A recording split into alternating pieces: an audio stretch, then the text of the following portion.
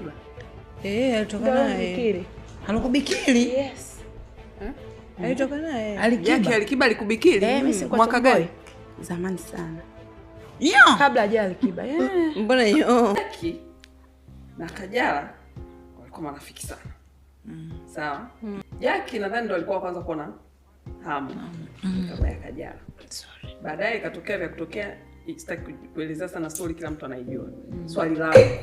Jackie una feel vipi? Mfano, nitatolea mfano. Tulipokuwa Dodoma, reception kwa bahati mbaya alipita Harmonize. Tunakumbuka.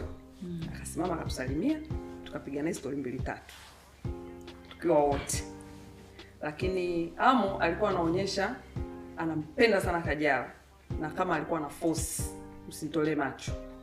Kama alikuwa na bado ana force wao yote, japokuwa Kajala akawa hataki. Niache lakini bado ana kama anabembeleza. Kajala anashomoa.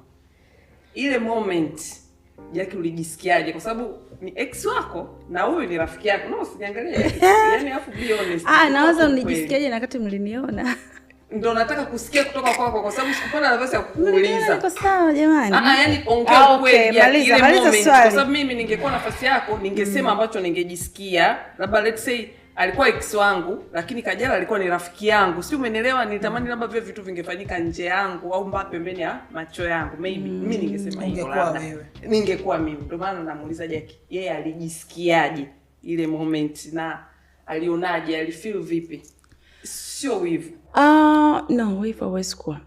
Actually kwa mimi sasa na Rajabu kuna kitu kimoja ambacho kipo kati yetu. Mimi kama mnakumbuka nilianza naye yani nothing, si ndio? Lakini usinipande kichwa